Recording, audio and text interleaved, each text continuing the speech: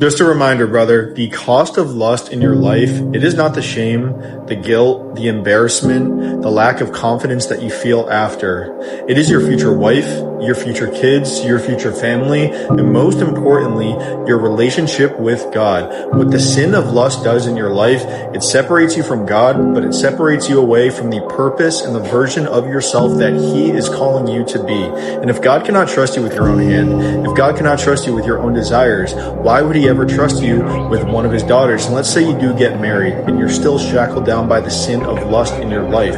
You are not going to be able to love her, but you are going to lust over her. And lust will completely destroy every single thing in your life. And think about it for a second. What were all of the strongest men in the Bible taken down by?